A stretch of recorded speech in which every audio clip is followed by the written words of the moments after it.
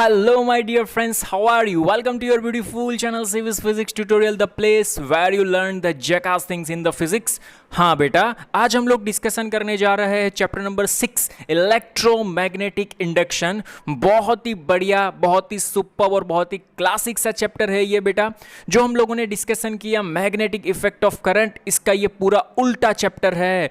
उसमें बेटा हम लोगों ने देखा था किसी भी करंट कैरिंग कंडक्टर में से अगर करंट फ्लो हो रहा है तो उसके आसपास क्या जनरेट होती है बेटा, magnetic field of lines generate magnetic field generate होता है। लेकिन एक चीज बेटा ध्यान से समझना, यहां पे जो हमें डिस्कशन करना है वो मैग्नेटिक फील्ड की लाइन है, उसके चेंज आने की वजह से करंट प्रोड्यूस्ड होता है, वो प्रूव करना है। क्या बेटा, उसमें क्या देखा था, अगर किसी भी करंट कैरिंग कंडक्टर में से करंट फ्लो होता है तो उसके आसपास क्या जनरेट होता है बेटा, मैग्नेटिक फील्ड। यहां पे हमें डिस्कशन करना है कि मैग्नेटिक फील्ड में चेंज होने की वजह से करंट प्रोड्यूस्ड होता है बेटा। हाँ जी, तो यहां पे बेटा फैराडे नाम का एक साइंटिस्ट आया, उसने बहुत ही बढ़िया, बहुत ही सुपर्ब सा एक्सपेरिमेंट किया। और ये जो एक्सपेरिमेंट था बेटा करीब करीब 9 to 10 ईयर उसने ट्राई किया। कितने ईयर बेटा, करीब करीब 9 to 10 year. Is it clear?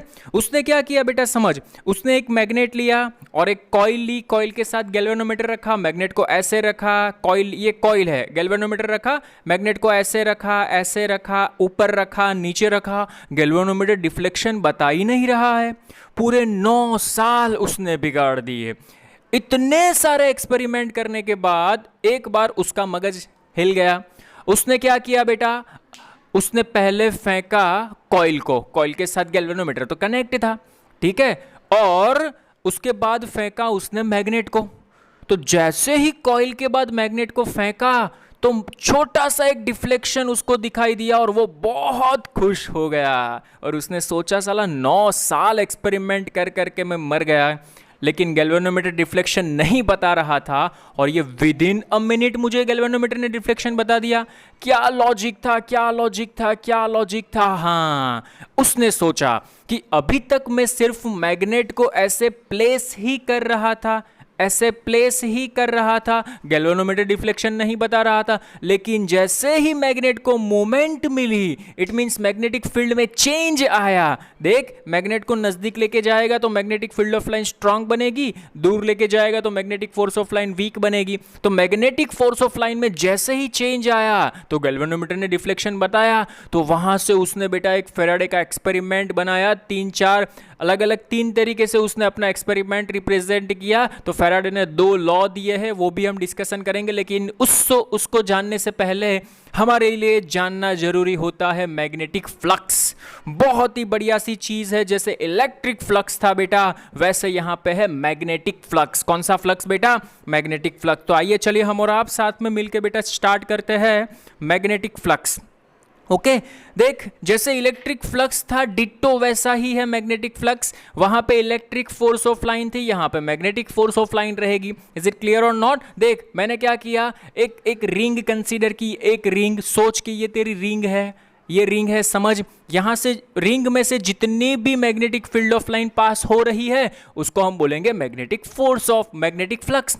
लेकिन वो जो फील्ड ऑफ लाइन है बेटा वो परपेंडिकुलरली पास होनी चाहिए। सर एग्जांपल, सपोज ये तेरी रिंग है तो यहां से ऐसे मैग्नेटिक फील्ड ऑफ लाइन पास होनी चाहिए। अगर रिंग ऐसे है तो मैग्नेटिक फील्ड ऑफ लाइन पास करने जाएगा, लेकिन एरिया में से पास नहीं हो रही। इज इट क्लियर और नॉट? तो देख यहां पे, the magnetic flux through any surface placed in a magnetic field is the total number of magnetic lines। इसके ऊपर अंडरलाइन करना, total number of magnetic lines, okay, of force crossing this surface area normally. कैसे जानी चाहिए बेटा, normally, perpendicularly. Normally का meaning क्या होता है बेटा, परपेंडिकुलरली जानी चाहिए। बोल, इज इट क्लियर और नॉट? अरे समझ में आ रहा है? ओके, तो मैग्नेटिक फ्लक्स बेटा it is a scalar quantity, it is denoted by phi और फाई एम। अब फाई और फाई एम से इसको डिफाइन कर सकते हो। अरे समझ में आ रहा है क्या? Is it clear? ओके, देख, मैंने यहाँ पे 2 डायग्राम ड्रॉ किए हैं, सेम थिंग हमने वहाँ पे भी किए थे। ये हमारा एरिया वेक्टर है जो रेड से ड्रॉ किया है, ये हमारी मैग्नेटिक फील्ड ऑफ लाइन है। एरिया वेक्टर ऑलवेज नॉर्मल रहता है, तो ये रहा नॉर्मल एरिया वेक्टर, ये magnetic field, both are in same direction. तो फ्लक्स को हम ऐसे लिख सकते हैं बेटा, phi is equal to B into A. वहां पे हम लिखते थे phi is equal to E into A, because वहां पे electric force of line pass हो रही थी, यहाँ पे magnetic force of line pass हो रही है। इज इट क्लियर और नॉट? समझ में आ रहा है बेटा? समझ में आ रहा है तो बोलिए sir. Okay sir, fine. Next one देख आगे। अगर तेरा एरिया वेक्टर किसी भी एंगल थीटा बना रहा है मैग्नेटिक फील्ड ऑफ लाइन के साथ, तो हम लोग क्या करेंगे, इसके दो कंपोनेंट निकालेंगे। एक कंपोनेंट यहाँ पे निकलेगा बेटा ए कॉस थीटा, और दूसरा निकलेगा बेटा ए साइन थीटा। लेकिन हमें कौन सा कंपोनेंट यूज़ करना है? जिस डायरेक्शन में मैग्नेटिक फील्ड, उसी कंपोनेंट को यूज़ करो। तो मैग्नेटिक फील्ड की डायरेक्शन में है ए कॉस थीटा, सो हम ऐसा भी लिख सकते हैं, phi is equal to B A cos theta. और कॉस थीटा जब बनता है दो क्वांटिटी के बीच में, तो उसको हम डॉट प्रोडक्ट से रिप्रेजेंट करते हैं। तो very very most IMP formula बेटा, flux phi is equal to vector B dot vector A. फटाफट से नोट कर लो। चलो इतना आगे बढ़ते हैं हम लोग बाद में।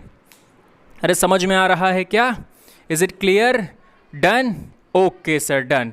अभी समझ, यहाँ पे बेटा क्या था कि एरिया था वो यूनिफॉर्म था, मीन्स फिक्स्ड एरिया था। अगर नॉन यूनिफॉर्म एरिया है, उसमें से अगर हमें फ्लक्स फाइंड करना है, कौन सा एरिया बेटा? अगर नॉन यूनिफॉर्म एरिया है और उसमें से अगर हमें फ्लक्स फाइंड करना है, तो हम क्या करेंगे बेटा? तो नॉन यूनिफॉर्म एरिया में से फ्लक्स फाइंड करने के लिए हम छोटा सा एरिया कंसीडर करेंगे। ओके, और ये छोटे से एरिया में से जो मैग्नेटिक फील्ड ऑफ लाइन है वो तो पास हो ही रही है। ये छोटा सा area making an angle theta with the magnetic field, ऐसा हम लोगों ने सोचा। तो पहले हम छोटा सा फ्लक्स फाइंड करेंगे। देख ये रहा छोटा सा फ्लक्स। छोटा सा flux d phi is equal to what? D phi is equal to B into d A. B perpendicular इसलिए लिखा है बेटा, इसके दो कंपोनेंट निकलेंगे, बी कॉस बी साइन। जो बी कॉस होता है बेटा वो सरफेस का परपेंडिकुलर कंपोनेंट रहता है, तो हम लिख सकते हैं B cos theta into d A. Is it clear? Same thing, d phi is equal to B d A cos theta. समझ में आ रहा है? सेम थिंग यहाँ पे आ रहा है, लेकिन यहाँ पे छोटू सा फ्लक्स है तो डीए लिखा है हम लोगों ने। तो very very most IMP formula बेटा, अगर कोई नॉन यूनिफॉर्म एरिया दिया है और आपको फ्लक्स फाइंड करना है, तो बाय यूजिंग दिस फॉर्मूला आप कर सकते हो। अरे समझ में आ रहा है? Is it clear? हाँ जी सर। चल, टोटल फ्लक्स फाइंड करना है, इंटीग्रेटिंग बोथ साइड, दोनों साइड इंटीग्रेशन कर दो। So total flux phi is equal to integration B dot d A, integration B dot d A. बोल, इज इट क्लियर? तो ये हमें मिल गया। अगर नॉन यूनिफॉर्म अगर क्रॉस सेक्शनल एरिया दिया है, उसमें से कितना फ्लक्स फ्लो हो रहा है, कितना फ्लक्स मिल रहा है, वो हम कैसे फाइंड करेंगे बेटा? By using this formula find करेंगे। अरे समझ में आ रहा है तो बोलिए यस सर बेटा। इज इट क्लियर और नॉट? चल जल्दी फटाफट फटाफट, come on, you can do it. चल, फ्लक्स, मैग्नेटिक फ्लक्स। तो सर नया टर्म है तो उसका डायमेंशन भी होगा ना? क्यों नहीं होगा बेटा? बोल, हम लोग मैग्नेटिक फोर्स का फॉर्मूला पढ़ चुके, F is equal to q v B sine theta, अगर तुझे याद है तो। ठीक है, तो इस फॉर्मूला का हम यूज करेंगे फ्लक्स का डायमेंशन फाइंड करने के लिए। देख, flux phi as it is. Okay, इस फॉर्मूला में से B को सब्जेक्ट बना दो, तो B is equal to F upon q v sine theta, F upon q v sine theta. Is it clear और नॉट? यहाँ पे B की जगह पे लिख दो। देखो, phi is equal to B की जगह पे F upon q v sine theta, A as it is. बोल, F न्यूटन में रहता है। F किस में रहता है बेटा? न्यूटन। ओके, इसके चार्ज का यूनिट कुलम्ब और इसका unit metre per second square, और ये हमारा एरिया, तो एरिया को हम लिखते हैं मीटर स्क्वायर। तो यहाँ से हमने डायमेंशन बना दिए। देख देख मेरे बेटा, कौन से डायमेंशन बनाए? तो ये न्यूटन इंटू सेकेंड स्क्वायर, तो ये हमारा बन गया एनर्जी का, तो हमने लिखा 1 2 -2। Is it clear? अरे फोर्स इंटू 1 2 -2, ये C तो कुलम्ब। ओके, ये मीटर पर सेकंड तो नीचे रहने देता तो भी कोई प्रॉब्लम नहीं है। एरिया का समझ में आ रहा है? नहीं सर, बनाओ, तुम बनाओ। देख देख मेरे भाई, देख यहाँ से ही तेरे को बना देता हूँ। न्यूटन को हम क्या लिखते हैं? M A means kg metre per second square. अरे ऐसा लिखते हैं ना, kg metre per second square. F is equal to M A, M A means kg metre per second square. चल, न्यूटन का खेल खलास।